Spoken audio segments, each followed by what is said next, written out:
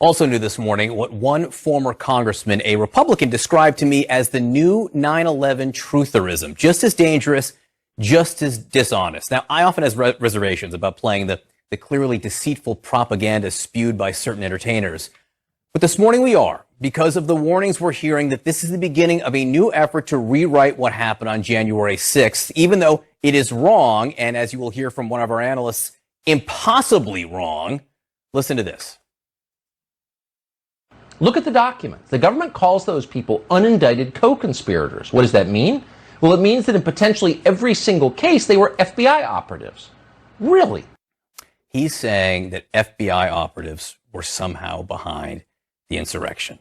Joining us now, CNN senior legal analyst Elie Honig, a former state and federal prosecutor. And Elie, to you, this is simply impossible, right? Yeah, John, and let me explain how. So Tucker Carlson uses this phrase, unindicted co-conspirator. And what he's trying to tell his audience is, gee, that must mean these people were working for the FBI, undercover agents or informants. He's got it wrong. Here's why. So the phrase unindicted co-conspirator is not something you can apply to someone working for the FBI, because a conspiracy is a meeting of the mind. It's an agreement between two people to commit a crime. However, if you're an FBI undercover, if you're an informant, you're not really part of a criminal agreement. You're pretending for the sake of the investigation. So no prosecutor would ever use this phrase, unindicted co-conspirator, to refer to somebody working for the FBI. We do use this phrase all the time to refer to other things, to refer to people who are still being investigated, who might be charged, to refer to people who have been arrested and then cooperated later, different thing from what Carlson's talking about,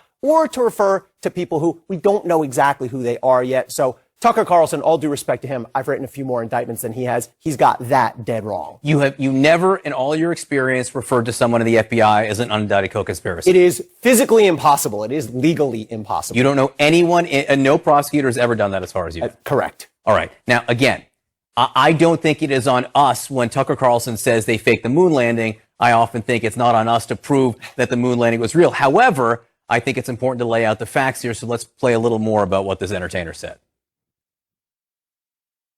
But wait, here's the interesting thing. Person 2 and Person 3 were organizers of the riot. The government knows who they are, but the government has not charged them. Why is that? You know why. They were almost certainly working for the FBI.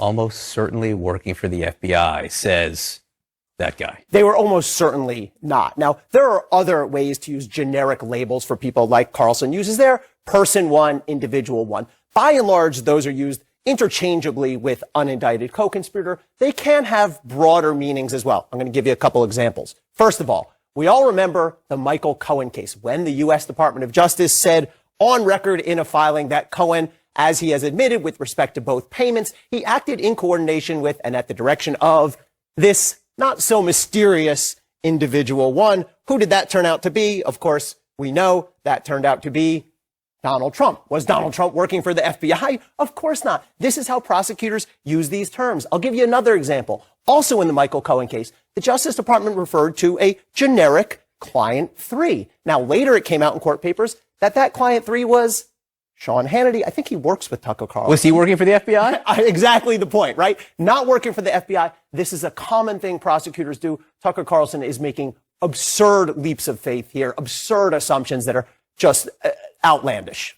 What are the facts behind what's in these documents? Yeah, so let's be reminded. The indictment that Tucker Carlson's talking about is an indictment of Oath Keepers for the January 6th attack on the Capitol. Here are some of the actual facts, things that actual criminals said during and leading up to that riot. Trump said it's going to be wild. It's going to be wild. He wants us to make it wild, and that's what he's saying. He called us all to the Capitol, and he wants us to make it wild. Sir, yes, sir. Here's another actual fact from the indictment. It begins for real January 5th and 6th in Washington, D.C. when we mobilize in the streets. Let them try to certify some crowd on Capitol Hill with 1 million or more patriots in the streets. This kettle is set to boil. And finally, John, this memorable piece of actual information, evidence in the indictment, they have morphed into pure evil, blatantly rigging an election and paying off the political caste. We must smite them now and drive them down.